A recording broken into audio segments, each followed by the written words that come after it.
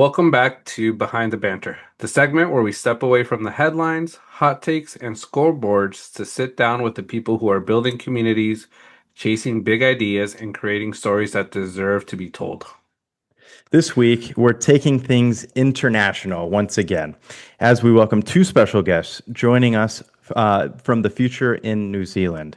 We've got Brad McConville, Community Development Officer and organizer of the Southern Front Supporters Club, along with Ryan Edwards, the General Manager of South Island United Football Club.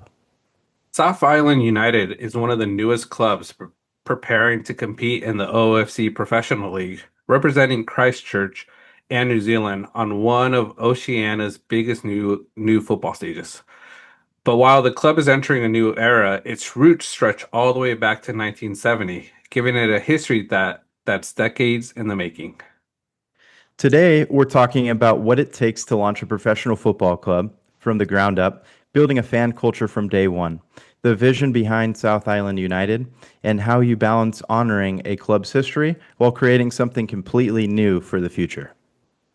So whether you're a diehard football supporter, someone looking for a new club to follow, or just love hearing how ambitious projects come to life, you're going to enjoy this conversation. Who knows? You might just find yourself becoming one of South Island United's newest supporters by the end of it. So pull up your chair, grab your favorite drink, and join us as we go behind the banter with Brad McConville and Ryan Edwards from South Island United Football Club. All right. So thank you again for joining us, Brad. It's a real pleasure to be able to, speak with you over the last evening and you reaching out all together and then the stops you've been able to pull to, be able to join us. So to get us started. So we have quite a group chat that goes on regarding soccer, football in general, and the lifelong debate and kind of an icebreaker question I'd like to start you off with. Messi or Ronaldo? That's a good question. Hey, firstly, thank you for having me. Massive fan of the work you guys do. I've spent the last 24 hours binging most of your episodes, so thank you. The lay of the land on YouTube. I'm gonna have to. It sounds like I'm avoiding that question, doesn't it? I'm gonna have to go with Ronaldo. Okay. Mainly because I grew up in England. I moved to New Zealand in 2009, which ironically, the reason I can remember the date so well is July 2009 was Ronaldo's move to Madrid and was also Michael Jackson dying. So for some reason, July 2009 was a massive part of my life. But I grew up watching Ronaldo. I had the pleasure of watching him when I was a kid at Fratton Park in Portsmouth, which is where I grew up. So I'm a Ronaldo fan. If you wanted an analytical reason, I would say because he's done it in more places. But I also just I'm a sucker for the bicycle kicks, the 40-yard, the 40-yard screamers. Don't get me wrong, Messi is probably, like if you want to talk statistics and accomplishments, he's the one up there. But yeah, I'd go Ronaldo. So you can't answer that question in one word, can you? Definitely one of those things. There's no wrong answer. It's just it's friendly banter that we always have going on in our group chats, and that's certainly going to be a point to the other team, unfortunately. No, I'm just kidding. No, it's great. Like I said, no wrong answer. We've sided slightly with Messi, but the argument could go back and forth for ages. Ronaldo is such a pleasure to watch, and whenever I actually tried even saying that, both are incredible to watch, and he's like, no, stay on your side. That's our good buddy Rob. We've had him on the podcast before, and Yep, that's how it goes. But appreciate your input there, of course. And then, certainly we want to hear a lot more about South Island United and, of course, your position there and just all the fan interaction. And, want to hear both sides of the story for you. So first and foremost, I started as a fan. As mentioned, I moved here as a child to New Zealand. And obviously football crazy, actually soccer at the time, more up your guys' alley, but that has changed. There you go. and there wasn't many places you could play. So there were lots of, local clubs, local areas, but nowhere that you could really sort of, progress a bit more seriously if you wanted to. Whether that's sort of playing competitive games, having proper kits with your name on the back, the silly things that I think were important when you're a kid. And what Christchurch United, and more specifically South Island United, ended up doing is creating that professional pathway down here in the South Island. The South Island is, I'm not sure if you've seen New Zealand on a map, but as when you guys visit, you will discover is a very different place to the North Island. We're a lot more laid back down here. There's a lot more space, mainly because the Southern Alps right here, mainly because the Southern Alps run all the way up through the island, as you guys probably know. So things are a little different down here. They move a little bit slower, as you guys probably know. And the Wellington Phoenix was that professional pathway. So I had players that I grew up playing with that ended up progressing on to the Phoenix. And while, it's always happy to see them go, it's at the same time, it's disappointing that we couldn't keep them down here. So the team at South Island United, and Ryan will tell you a little bit more about this, decided that, hey, kind of, let's start making that progress into creating that pathway for players. Now, it goes deeper than that. Of course, the main objective is creating that pathway, but also from a fan point of view, which is where I came on board, of course, we crave it. There's lots and lots and lots of football fans here. And like anywhere in the world, there is always that banter between different cultures and different places. We joke about Auckland, who are our, we consider our main rivals. I'm not going to tell you guys too much about this and keep this PG rated, but if you guys want to laugh, look up the meaning of Jaffa. What a Jaffa is in New Zealand. It's a lolly, but it's also just another Aucklander. And that's what we call it here in New Zealand. Love that. It's all love. We love them. But it's kind of capitalizing on that rivalry. So what we've seen since the launch of the LFC Pro League in January is a lot more fan engagement. Both people that, are football fans and potentially have a team already, but then people that are just a little bit patriotic to their area. So long term, there's lots and lots of very exciting fans. I'm not sure if you guys know too much about the OFC Pro League. Is that something you guys are familiar with? Slightly, recently. Yeah. Very recently. As of today, we learned a little bit about it. That recent. Well, as I tell you this, right, it makes me feel better. As I said, I've been watching football my whole life. Only just started to get the understanding of how it operates. So essentially what we have is we have 8 teams in the league. Some of them are established semi-professional teams, but basically they got selected. They had to, once again, Ryan will explain this better, they had to fulfill a bunch of criteria to be eligible to sort of represent their areas. So in the league, we have obviously Auckland, we have South Island United, we have Melbourne. Now South Melbourne were the Oceania football team of the century. So, pretty established club, a bit of money behind them as well. You then have Solomon Kings from the Solomon Islands. You have Bulla FC from Fiji. You have Vanuatu United from guess where. And then you have Papua New Guinea Hikari and, gosh, I'm forgetting one off the top of my head.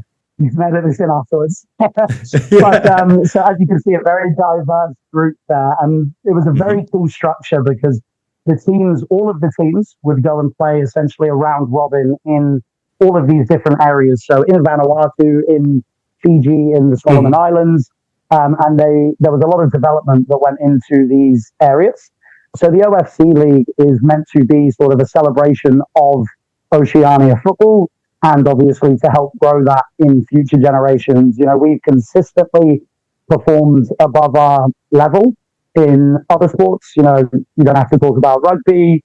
You just have to look at some of the Olympic sports there.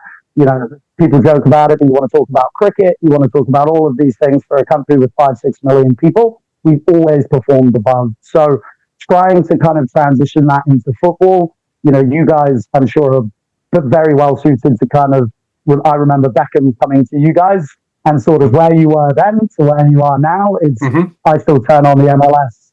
It's not I'm sure you won't mind me saying this, it's not really a sideshow or a retirement home anymore. It's really high quality football.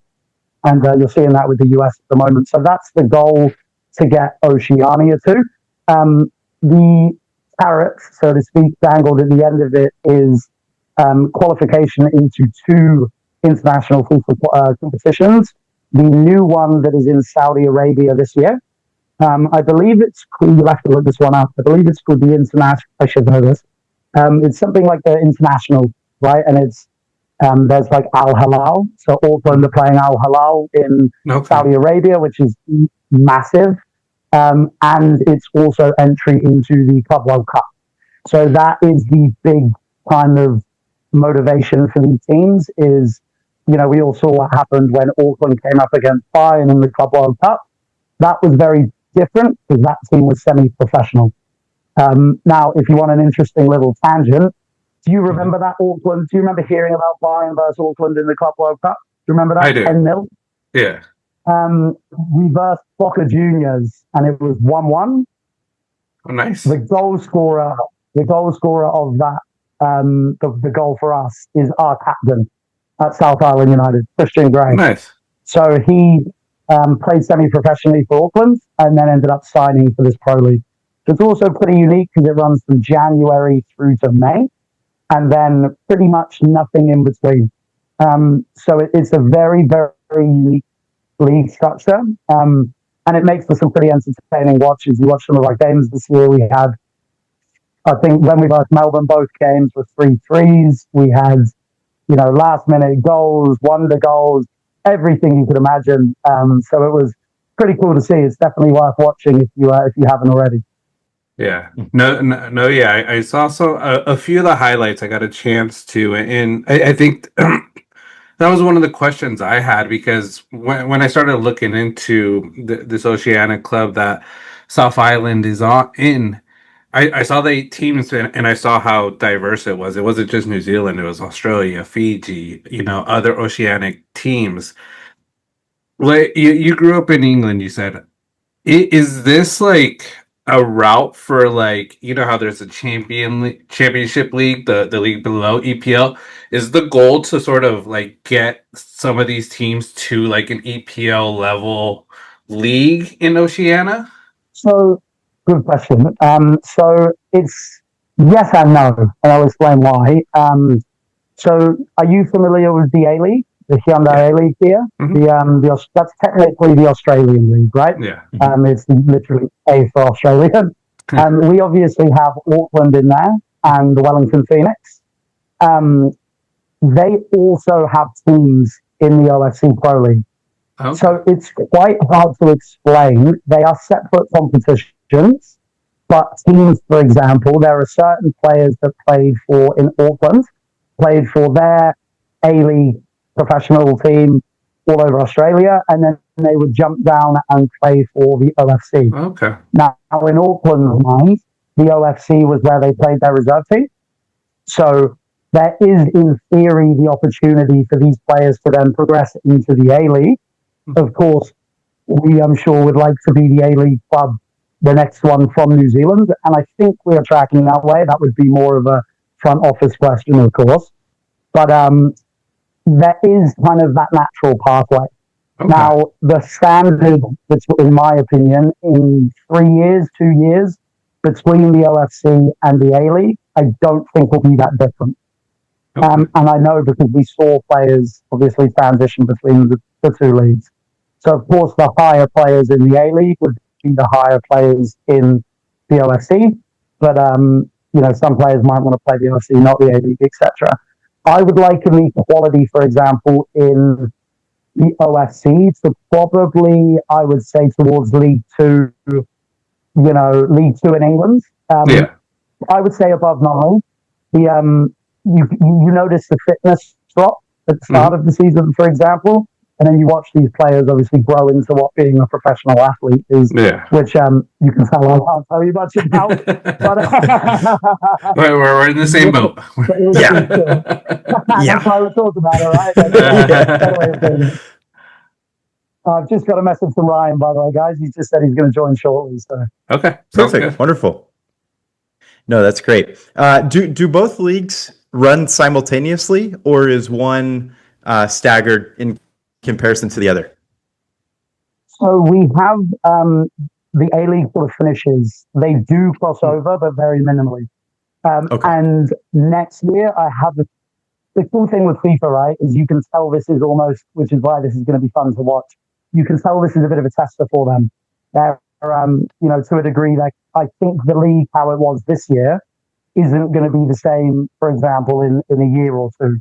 They've got, I believe, a 4 or 7 year, secured funding for the league. Excuse me. And then they will, of course, sort of figure out what, the process is, what worked, what didn't. I wasn't a huge fan of the end of season structure. So it worked in the league phase. Here he is. Let me get his mic and everything set up. Hey, Ryan. Hey, Ryan. How are you? Yeah, good, thanks. Great. Thank you so much for joining. No worries. Perfect. Yeah, we were just going over the OFC, the A-League, differences between the two, times of year they run, trying to get more of the logistics down of this new league. And certainly it has our interest, and we're really captivated over really these last 24 hours since Brad reached out to us, and he's filled us in beautifully so far. You've done a great job. Nice. Absolutely.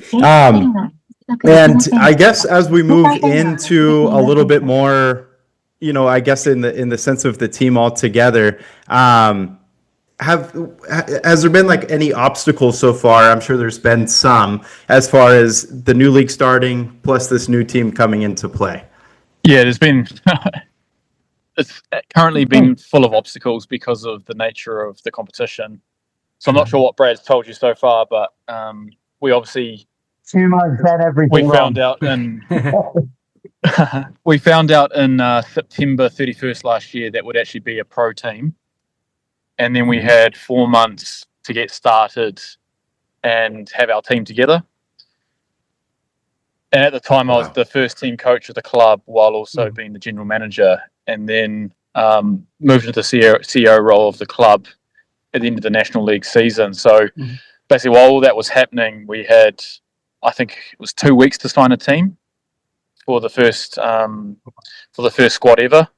And so to sign a whole professional team in 2 weeks was just crazy. And then we had the challenges of, there's not many pro teams in the world that don't have a single home game in their first season. And so if you look at the commercial realities of the league, it's super exciting. There's all these different things happening.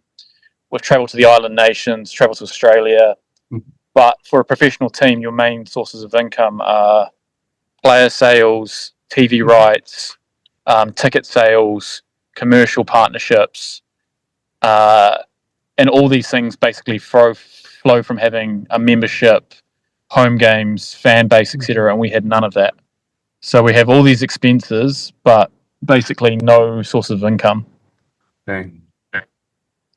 Yeah. It's something I think Ryan told Tim, and we sort of saw when we were looking into South Island a bit, that all your games were away. So that must have been tough. But how was that like on the fans that you guys developed within that first year? Did you guys still feel some fan support from afar? Yeah, we did, but obviously it's muted because fans need to be in a stadium. They need to see the football, and tuning in on TV. For a team that they've never actually seen live in person, just the human feel of it, the connection's just not there. Yeah. And so most of our fan base was people that were either family members or connected to the family in some way. And again, the game changer for us will be once we're in the new stadium here in Christchurch, which is looking positive for next year. That will completely change the club. Yeah. I've seen pictures. Yeah, I've seen pictures of it though. The one New Zealand stadium, it's looking awesome. You know, the inside of it, the pitch, even just the outside, how it looks is like on your eyes is it's awesome. So yeah, I think if you guys get the opportunity, I think the fans will come and it will be an awesome experience. Because yeah, I enjoy watching like football on the TV, but going live, that experience is just totally different, you know. And as fans, it's what we like. Oh, 100%. Especially when you have a fully indoor stadium with the way the stadium's set up, where Yeah, you're very close to the field. The atmosphere is just a whole different level. yeah, Absolutely. Yeah, and I mean, just to speak to, you guys having all away games, you guys still to finish third this year is absolutely incredible. So I mean that seems super promising start for you guys, and I guess with that architecture, like where do you see maybe over the next 5 to 10 years the league going, the team going, along with of course having a stadium in place as well? Where's the hopes? Yeah, well, yeah, it's actually quite an interesting point. Like, if you look across all leagues in the world, most leagues, you'll see teams that have highly successful runs at home. So, if you look at Liverpool's, they had that 50-game winning streak at home at hmm Anfield. You just go across the board, and teams at home tend to have far more success. And for us to Mourinho be at Chelsea. away constantly is incredibly challenging, especially when you're going and playing. And this is a thing I say to everyone: is this league's far different to anywhere else in the world because the climate change between regions is so different. So a home game for us, where we're in the cold of Christchurch, for an island player is very challenging. And then vice versa, we go to the islands and you're in 37-degree heat, high humidity. Our players, we had one player saying that they felt like they were about to die at halftime Oh man.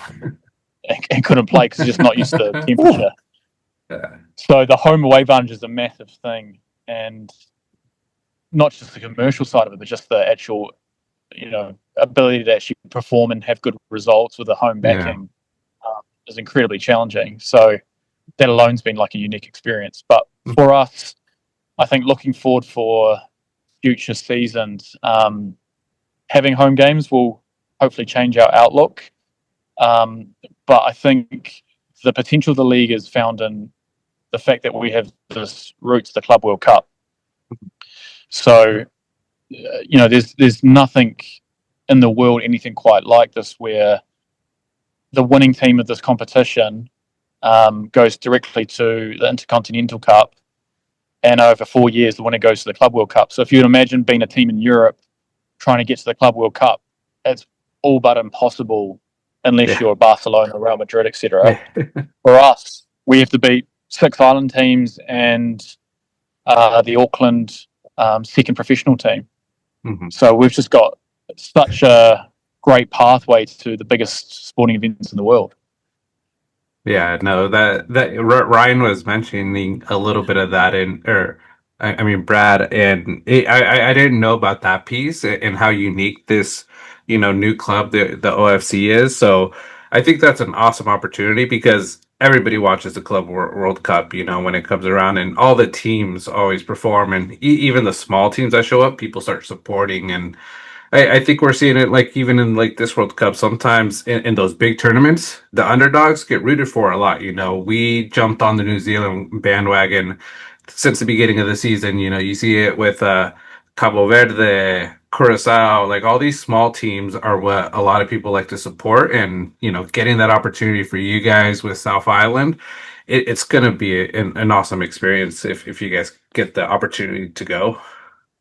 Yeah, 100%. Like you've seen it with Tim Payne. Have you guys talked about that? Like Tim Payne, Oh yeah, Yeah. Timmy. Kiwi getting 6 million, like more than the population of New Zealand overnight is just crazy. And I think South Island United being on the international stage would just be incredible. And I think Mhm. everyone loved to back an underdog Mhm. story, and I think we're quite a unique story as well. So yeah, it's the change that the world game can bring to a little nation like us or a club like us is astronomical. Like Tim Payne Yeah. has changed his life overnight, and Yeah.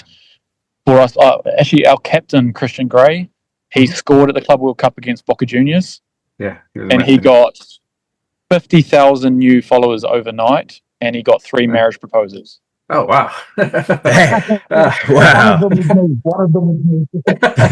Yeah.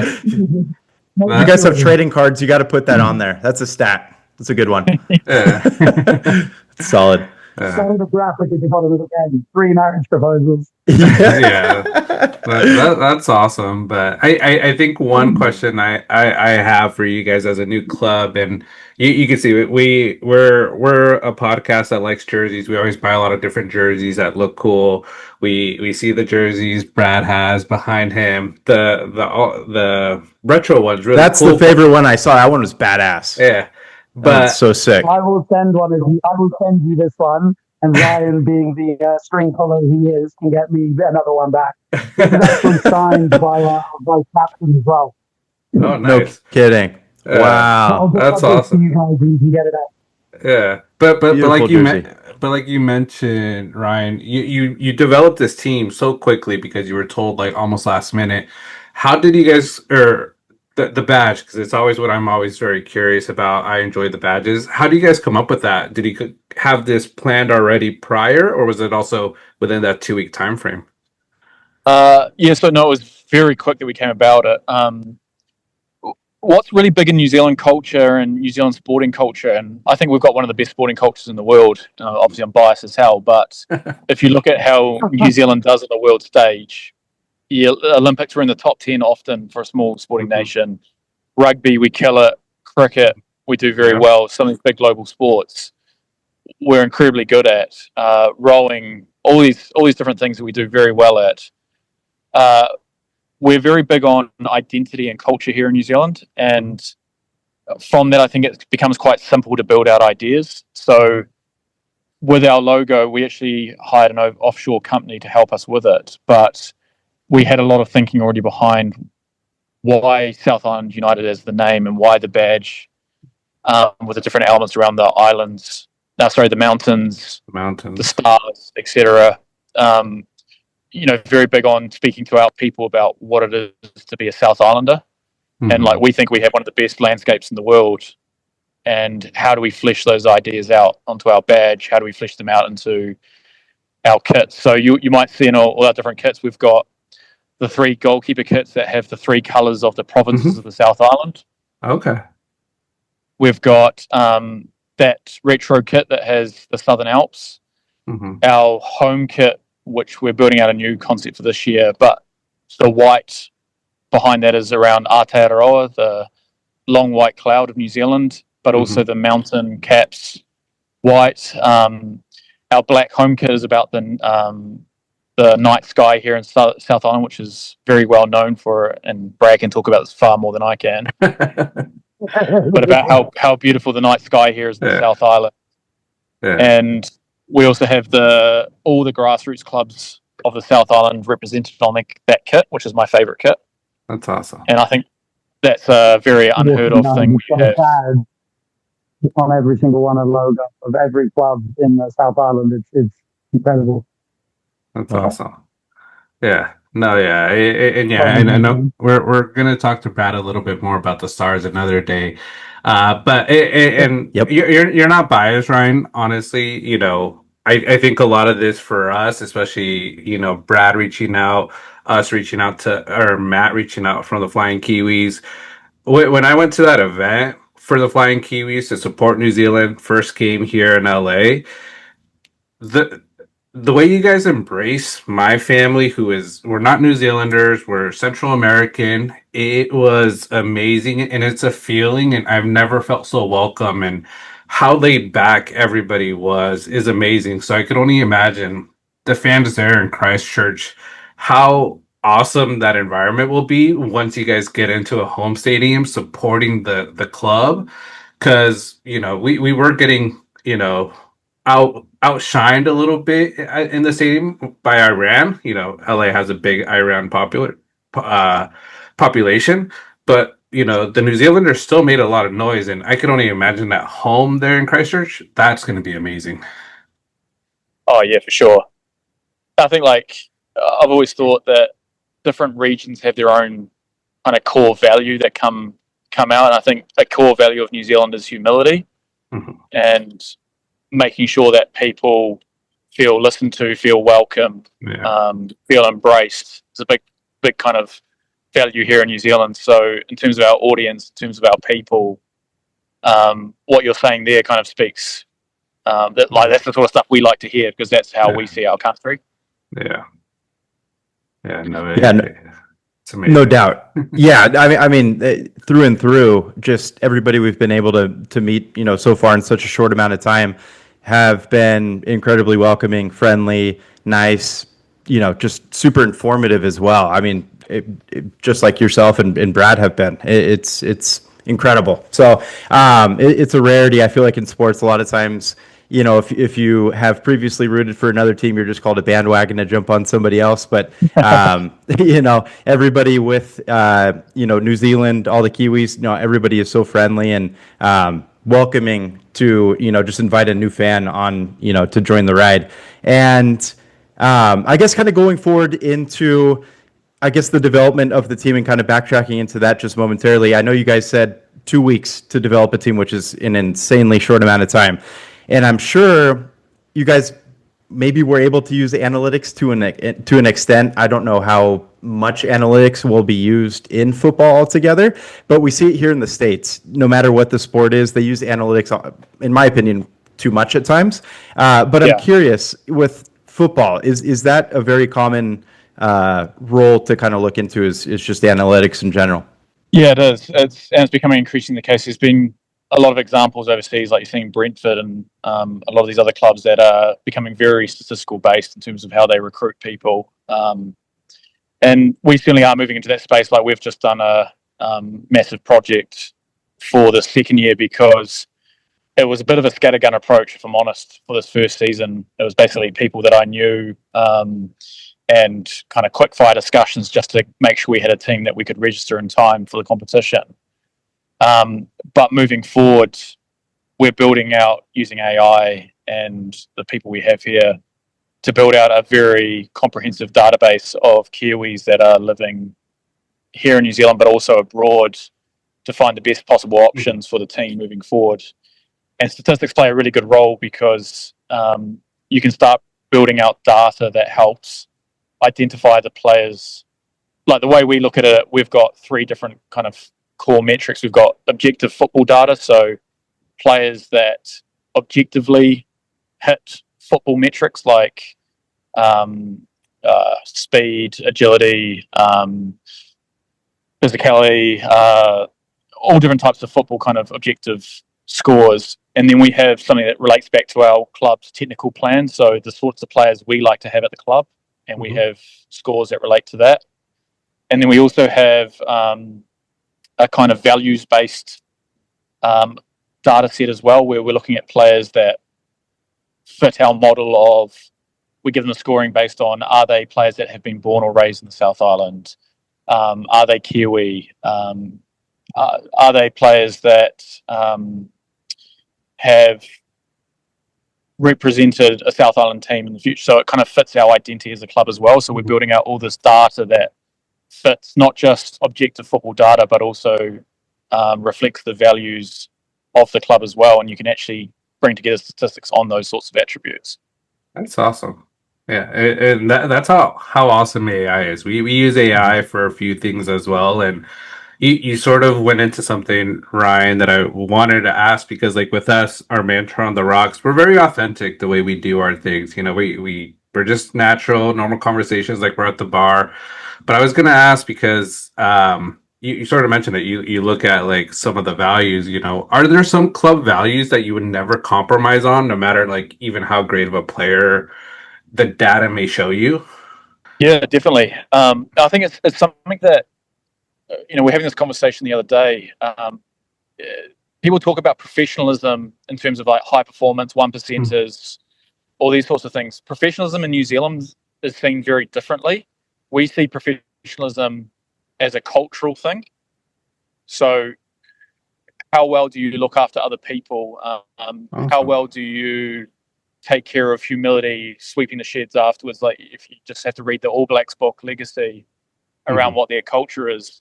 And we see professionalism as that cultural piece, that identity piece, that who are your people, and in terms of building out what that means for your club, that's more important than do they run, 100 meters in 30 seconds or whatever it is. Those are shit stats, but we look at, is the person hard work?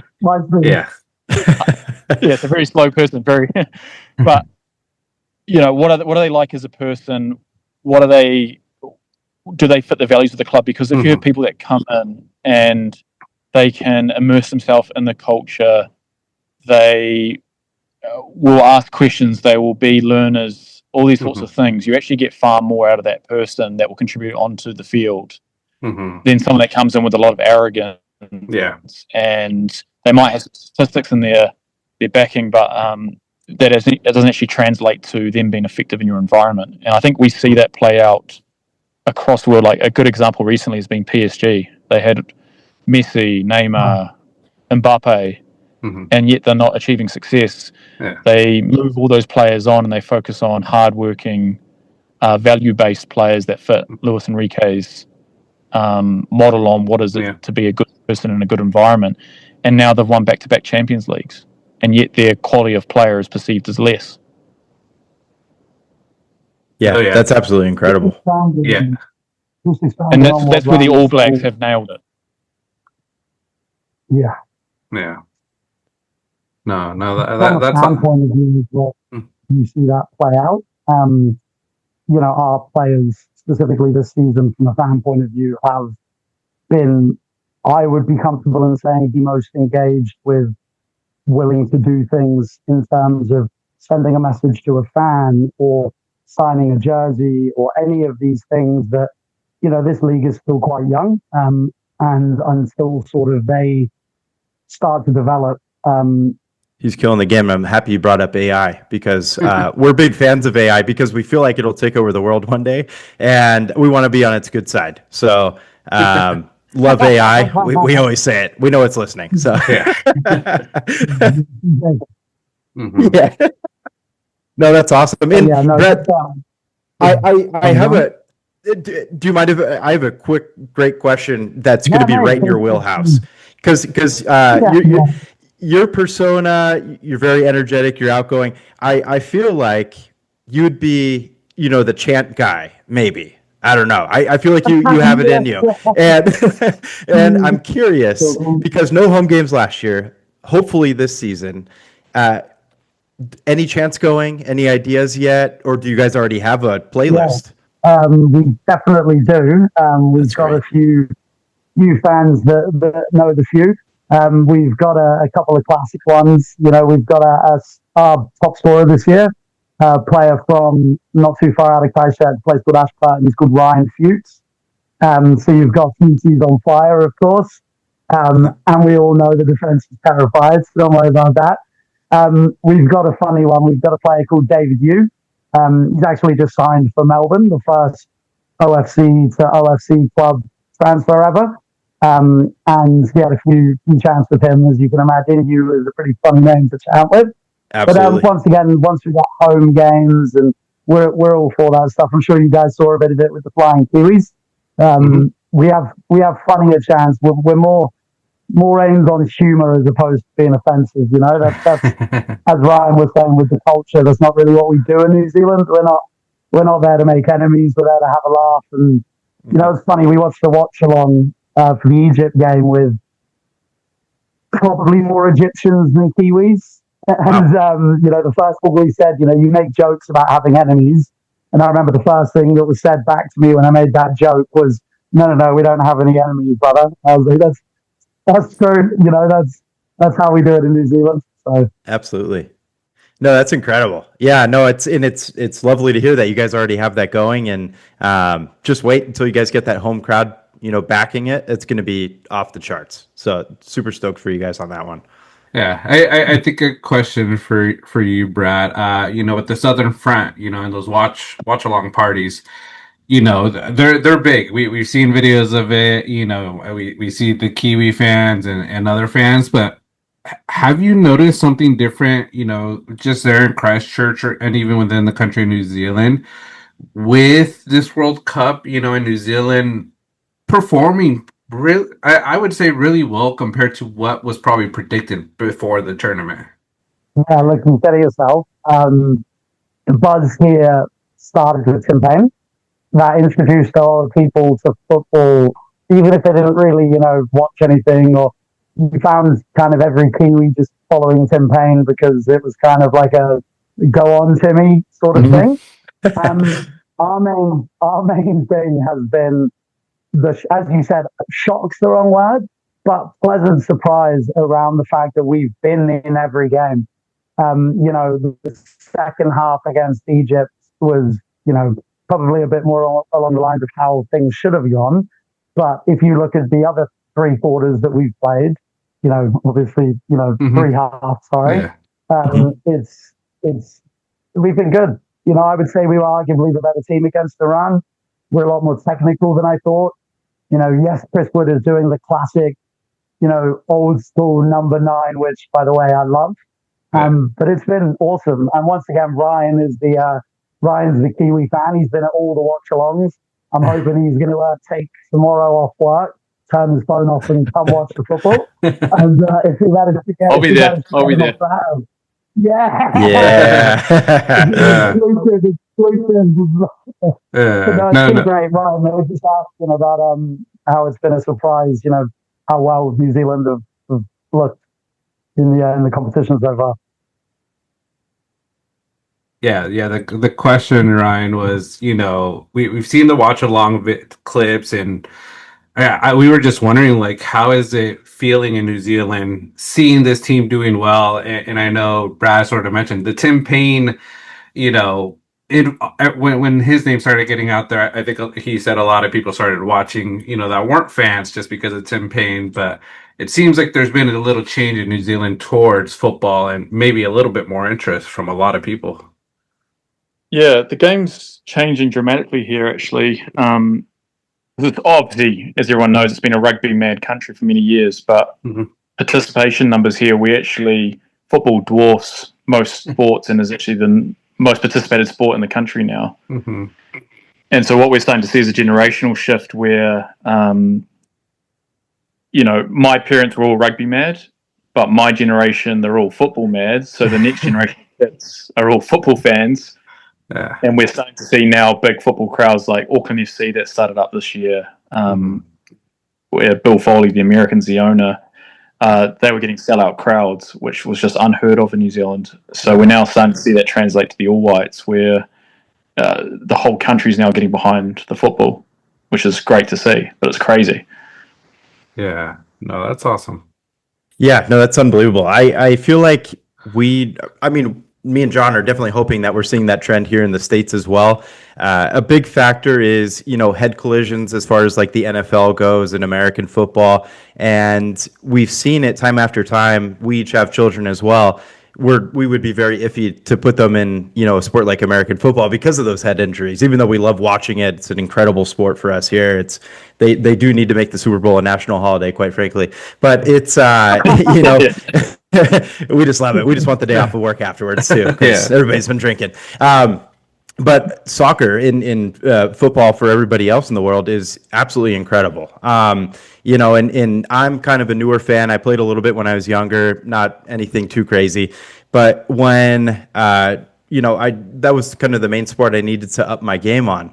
And John helped me. We have a big old friend group that kind of helps with, the knowledge for me and stuff like that. But, I truly hope it starts catching on, and then we get to have the MLS become a little bit bigger. The OFC for you guys becoming a lot bigger. Now that's a new thing there.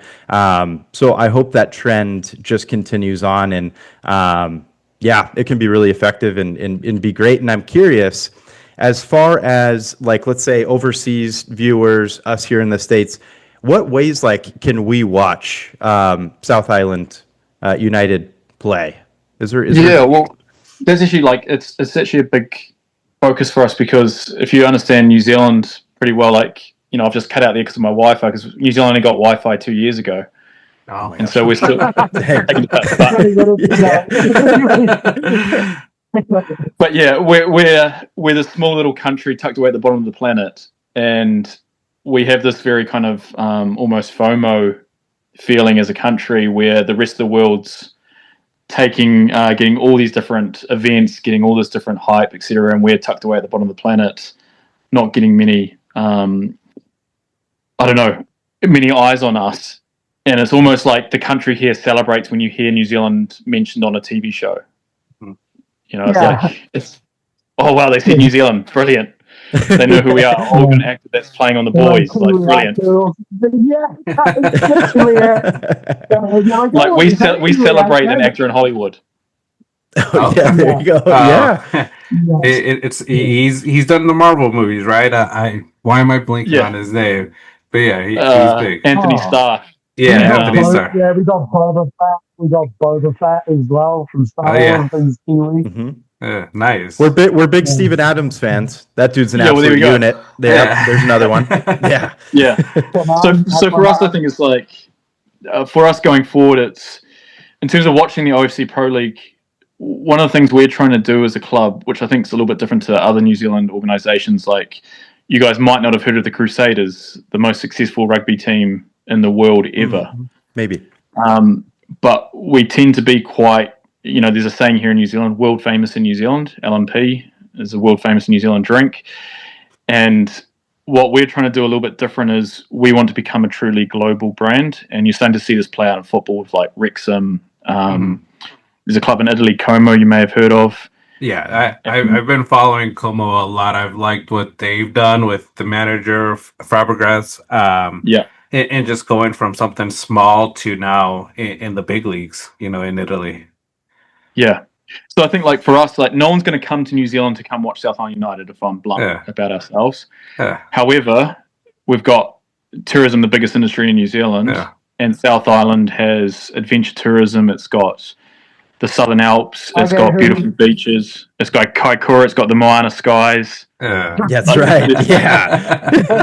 Great tourist There's so many destination beautiful right there. reasons to come here. So we want to be a football club where the two of you are going to come fly over and watch us, because you're then going to go visit Brad and Kaikoura and then go to the Southern Alps, go skiing, go to the beaches, all these sorts of things. And where people can get, like, we're just trying to find ways, how do we reach out to the rest of the globe and get them engaged?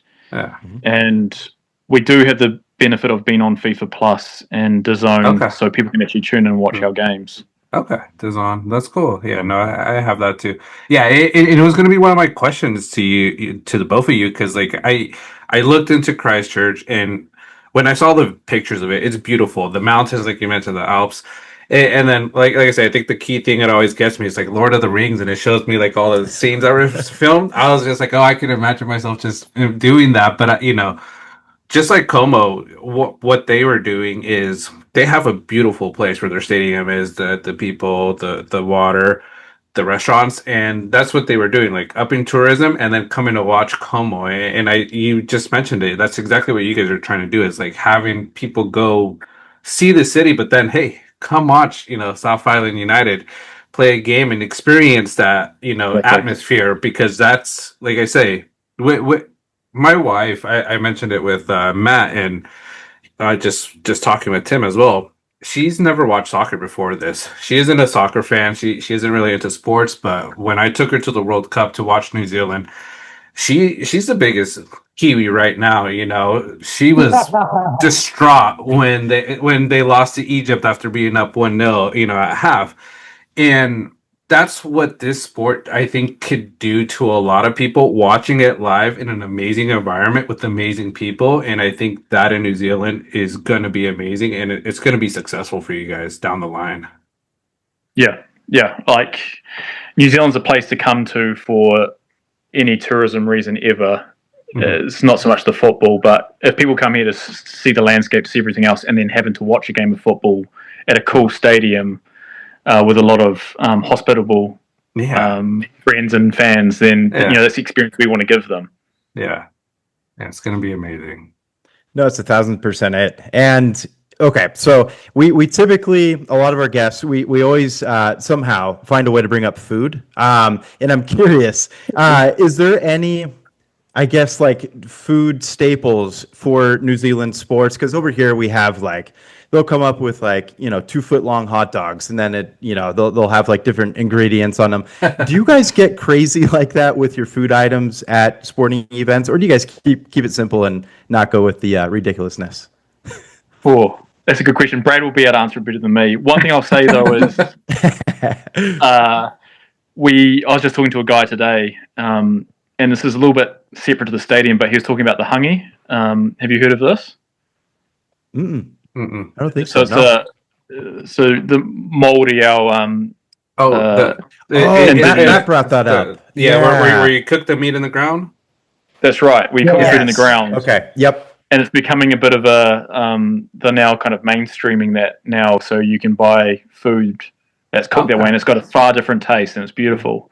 Nice. And so I'm hoping to see that in the stadium sometime soon, where you can have some traditional Māori food. That'd be awesome. The rest goes the turn of it. That's incredible. That sounds great. Hot dogs, no, we're more simple chips, pies, as you guys I hope got to experience on your Kiwi culture day. And yeah, just we do have hot dogs, but I think the 2 for hot dogs is more of an American thing in general. Yeah. Yeah, we're fish and chips, aren't we, Brad? At the stadium. Yeah, New Zealand is basically any food that isn't New Zealand food, they'll have in the stadium.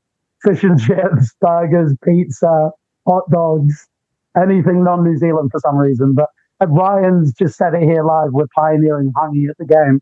So yeah, that'd be cool. That sounds incredible, and quite frankly, I'm actually quite relieved to hear that, because when we do finally get over there, I don't have the awkward moment where I have to walk up to a stand and ask for a 2-foot glizzy, and if it's available, because that was my experience at Dodger Stadium, and we had a funny segment on that, and they're like, "Oh, you want the big hot dog?" And then I had to go find it, and it was a little awkward. My buddy. Seafood? What's that? Are you guys fans of seafood? Oh yeah, absolutely. So when you look this up a little bit more, once again, you guys will come visit, because it's when you come to Christchurch, either I'll come down or you can come up. Absolutely. But Taikora is probably the most renowned place in the world for it sounds silly, but for the ocean. So it's basically, the reason it's really unique is the topography. So it goes from the shorefront, mountain shorefront, and then you go about 200-300 meters offshore, and it drops down 3,000 meters. So we had a giant squid wash up. We get whales through every day. So the main tourism business here is called Whale Watch. And you go out in a boat and go and look at whales, because we're in the most ridiculous place. But we have fresh crayfish and lobster and all of that stuff. So you probably pay $70 for lobster. We go grab it from our back garden. It's not bad, but we go get fresh venison 10 minutes down the road. So you guys are definitely invited to that party. That's awesome. Love that. That's a feast. That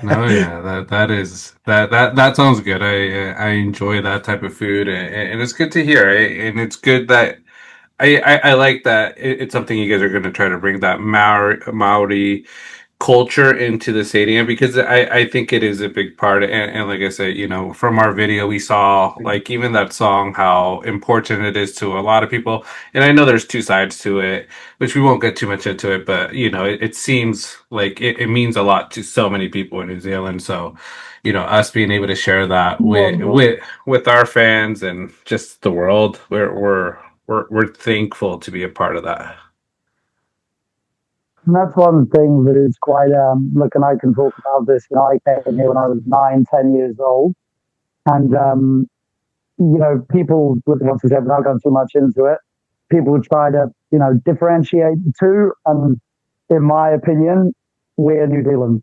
New Zealand, and Ryan will be able to speak on this a little bit better. But, whether you're me, who's lived here for 17 years, you're, originally Māori, my partner is Māori. Or whether you are, white European New Zealand, we are a little bit different. We're all Kiwis. People joke about my accent and things like that, but I've never once in my 18 plus years being here ever felt like not a Kiwi.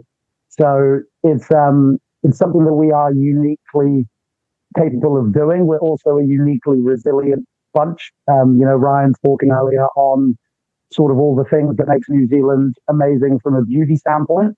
We also have a saying here, which is, kia kaha, which is essentially stay strong, keep moving. We've obviously had the earthquakes here, which you guys might have heard about, and that was seeing the way the community came together for that, as well as I'm not sure if you guys were familiar, but we also had a horrible mosque shooting here. The way the community came together for all of this was something that made me really proud to be Kiwi. So I think what will be cool is when people come in to experience that tourism, and they also get to watch the football with South Island United, they also get to learn a little bit about the history and the resilience of a really small group of people that really do come together when it's needed. And I'm sure Ryan will vouch for that one. We're a good bunch when it comes to the important stuff, at least. And we know football is important. Yeah, no, that's awesome. And one question I also had for you guys, because like for me, football, wearing a kit, being part of a team, supporting a team means so much. What does representing Christchurch and the community mean to this club? Like what is the goal for you guys with being in, there in Christchurch? Yeah, it's and sorry, by the way, Starlink flew behind a cloud. So No, it's okay.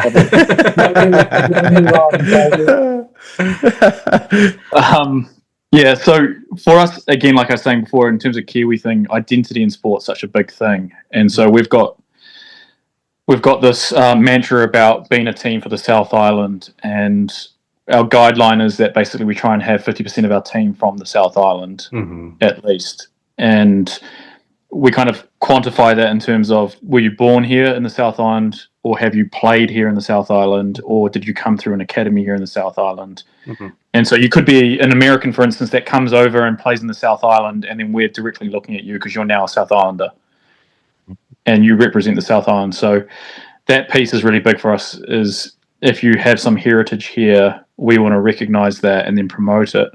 So like when we signed all our players, we did a campaign around their story and what clubs they played for.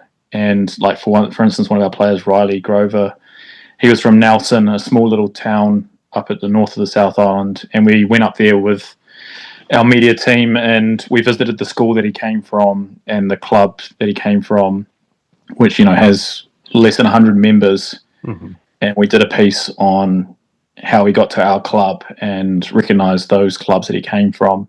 Yeah. And having that kind of source of, this is his journey to professional football. Oh, that's awesome. I see like the bios for a lot of people starting, there in Christchurch, the South Islands, and what you guys are doing is awesome. And also saw you guys have your academy. You mentioned it a bit, from the young kids and seeing that growth, that development. It's the one thing I tell Tim, and you could let me know how it is, but what I've always disliked about the U.S. and how we develop football players, soccer players, I've always seen it as a pay to play, here in the States, where in Europe it's more, by clubs, academies, finding these kids that are homegrown, signing them and developing them to be part of this club for like the future. So almost like Messi, signing for Barcelona, and pretty much at Barcelona almost a good chunk of his prime career, and it seems like that's what you guys are doing as well with the youth in the South Islands and developing them to be these professional football players. Yeah, I think like that's a really good point. And my personal view is the world's got it all wrong. And there's few countries like Japan that are nailing it, where the model is all about actually investing the money, not in the youth, not in the senior programs or the international teams or the pro teams. It's actually investing money in the 2 to 5 year olds. And like if you see the Japan vision for 50 years of football, where their best professional player and their worst professional player, the gap is minimal.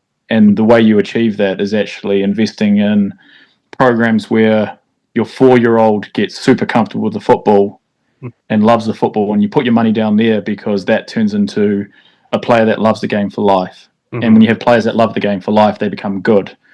And like, you can even, if you guys have kids and you see a 4-year-old or a 5-year-old that's dribbling the ball and can score goals, they're having heaps of fun. Whereas the kid that plays football, can't score a goal, can't dribble with it, and everyone else is having the ball, they drop out after 6 months. Yeah. So where we're putting our focus is, can we have the best 4s to 8s program in the country so that our 4s to 8-year-olds absolutely fall in love with the game because they're good at it. Yeah. And that's where your best coaches should be. That's where your resources should be. And it's a long-term lens, but I think it plays out to, world-class athletes in 10 years' time. And so we don't have that in New Zealand at the moment, but we're getting a hell of a lot better. Okay. And I think that's because people are starting to change their mindset, and we certainly are. Yeah, no, that's awesome, and I appreciate that info because I didn't know how Japan was doing it. I grew up here playing since I was about 5, and I can see what you're saying. Where at 2 to 4, if they're comfortable with the football, they love it. They're gonna want to continue playing it for that sport. So that's great. Absolutely. Might have lost both of them. But it's a great point. And regardless, Sean, I think that is definitely a super clip-worthy moment right there because both for personal reasons and also just influential reasons, because I would like that to expand here into the States. And then B, we both have young children that are about to get into sports more avidly, or hopefully maybe they'll do something else. But if they do, it'll save a few buckaroos in the pockets for sure, and then also get great development along the way.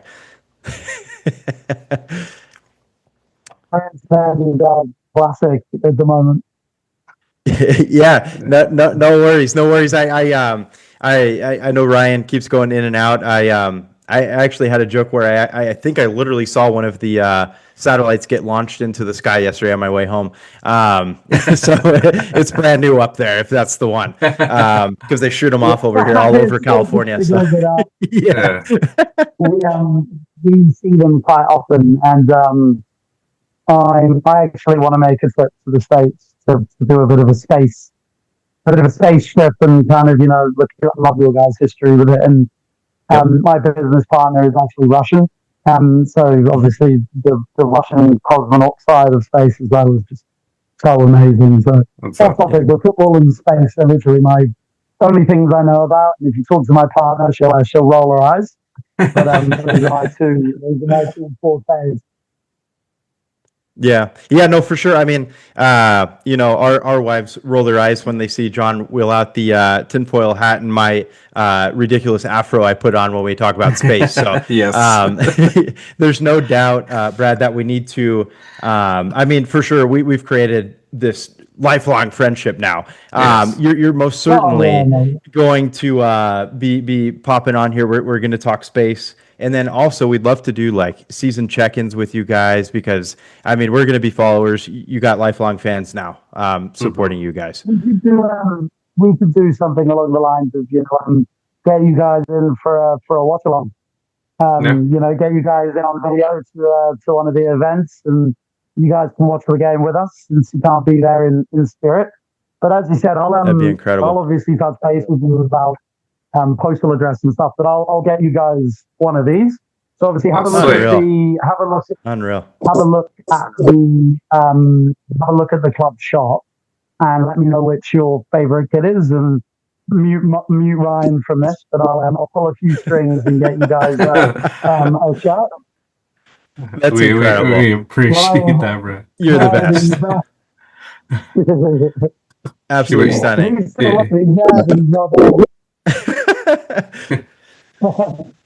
We got Terminator lagging out in the chat there. No. The connection's been relatively good, I feel like, for the most part, considering how distant we are. So I props to a decent portion of the internet, I suppose. Yeah. I think we're going to use profits to pay for Ryan's internet after this, I think. Mm-hmm. Absolutely. No, it's. Oh wow. Well, we got two Ryan. We've got two Ryans. Very nice. There he is. Yeah, sorry guys, I don't know what's One of happening. you talking and one of you on video. My computer is not normally this bad. I have no idea what's happening. And like I say, I don't know how many times you guys are like talking to someone almost across the world.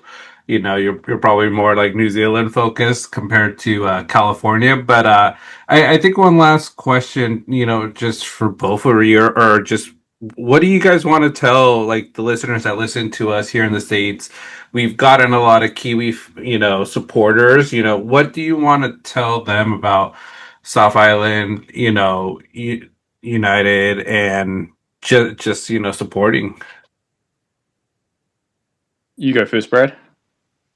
I mean, from a fan point of view, without taking all the fun off the stuff out of it, it's as someone who has watched every league under the sun. I joked to Ryan about this. I started the league. You know, it sounds bad to say. Obviously, I was invested because it's my hometown, but my hometown. But I didn't quite feel it. And then as that league progressed and I started to get to know those players, I became really, really invested because they're everyday people. You know, they're not 500,000 a week players. But not only that, as I say, I've watched football from all over, and this was the funnest league that I've watched in a short space of time. You know, we had, as I said to you guys, 3 threes, last minute goals. You know, we had VAR for some reason in the league, which was awesome. Making VAR drama, all of this other stuff. So from just a purely fan point of view, if you've never watched football before, or you're one of those classic, really boring, there's not enough goals, go watch the RC Pro League. The fans doesn't exist. So it's a good watch. Awesome. Nice. Incredible. Yeah, I'd build on that. It's something I've been saying to everyone is this is the craziest league in the world. And if you want to see 5 goals a game, 4 red cards a game, like this is the league. Oh, now we're talking. That caught our interest. Yeah. We literally had a game that had 4 red cards and then a 5th red card because the coach ran on the field and got sent off. Oh man, that's elite. Love that. Yeah, so it was wild. It's the craziest league in the world, and you're playing in all these different locations. But I think actually the real thing about coming here and watching football would be, you know, we've got a saying here: 2 degrees of separation. You know, the world works off 6 degrees of separation. New Zealand's 2 degrees of separation. So you can go and talk to the Prime Minister of New Zealand. It's kind of the joke, running around and go have a coffee with him. And so coming down here to watch the South Island, you can get in touch with me and we can go have a chat and watch the game together. That's or awesome. go have a chat with Brad or anyone. And it's this real, as soon as you get over here, you can immerse yourself completely in the club culture straight away. And there's no such thing as hierarchy or ego or anything like that. We're going to spend time with people because they've come and shown an interest in the club. Yeah. No, that's awesome. Sounds like an awesome community. Everybody's there, open. So we appreciate that. Absolutely. You know, that's an incredibly tight knit. It's a rarity here. I feel like you have to, God, even some of like the minor leagues of like baseball over here, you never get that interaction. Typically, you know, owners are up in a press box, maybe not even there. You know, it's just, it doesn't happen. So it's incredible. You speak to how unique it is. That fact right there is you know, all of its glory right there. So yeah, I mean the club. Well, actually, sorry, we had a business hub recently where we had our players serving food and drinks to people. Oh, nice. Oh, there you go. Yeah. It's so cool. That's awesome. No, that's incredible. Yeah. No, and we were telling Brad with you popping off there for a second, and we're like 2 lifelong fans now. Like we're completely captivated by what this club is. This interview, like, God, you guys have been incredible, and we can't thank you enough for the time, and can't wait to see what's in store. Certainly for you know, South Island United and the league altogether. I'm sure it's going to expand like crazy. And it's going to be a whole lot of fun. Yeah, love it. Well, come over for a visit over a holiday. Yeah, we certainly will. No, yeah, we've been planning it to go visit New Zealand, take maybe like a little over a week visit. So yeah, we'll stop by for sure whenever we do get the chance to head over. Football and stars. Yeah. To the both. Yeah. We'll stay in touch, guys. As I said, we'll look at doing a couple of South Island watch-alongs next season. You guys are interested, and if you're lucky, maybe we 1000%. can get Ryan in a year or two's time to have a check-in and see where we are. Yeah. Absolutely. Yeah, if you guys can find a TV with some wheels on it, wheel us around, we'd say hi to everybody. No, just kidding. Yeah, we're talking about AI. Yeah. Hey, there you go. Act like we're there. Yeah. We've only got 4 TVs over here in New Zealand, so we'll have to find one. Gotta rent them. I'm going to say this now, for tomorrow's watch along. Always beat Belgium, by the way. I'm going on record for this, so clip this tomorrow when we beat Belgium, and you can be like shining light on the head that's glowing. That's where the wisdom of the score prediction gets. We want to make the score prediction before we go. Ryan's going to look at internet connection before the score prediction. What's this? Yeah. I'll go on record to say 2-1 England. Okay. Love it. I'm going to say USA are going to play in the final. That's my prediction. There you go. I hope we're not decimated. I hope we're not decimated after that loss tonight, though. We got it, though. I think they're doing it. I think New Zealand. I've been predicting 1-0 tomorrow. Gonna get that goal late, hold it off. Yeah. And then the next round, if it goes that way, and I think Egypt has to win. If Egypt wins, we're second. We go against Australia in the round of 32, which that'll be. American down. We're American back. That'll be incredible. I'll say 3-1. New Zealand, they're going to put some points out. They're going to get those goals for sure. I'm all about the goals. I'm that guy. So yeah, it's going to be great. But Brad, Ryan, thank you for taking the time. Thank you for sharing about South Island United, the club, the people, the environment. Like I say, we're going to be sharing this with everybody, and I think you guys will start getting a lot more fans as well, and we'll be following along throughout the season. So, like I say, I have it bookmarked on my computer already, so I know where to check everything, all the news coming up. Appreciate it, guys. Thank you. Yes, thank you both. Thank you for showing an interest in New Zealand. To us Kiwis, it means a lot. Forever, always, forever. It's great. Thank you, guys. Big win tomorrow. Let's go. Big win. We'll see ya. Enjoy your night, guys. You guys as well. Thank you so much. Thank you. See you guys. Bye-bye.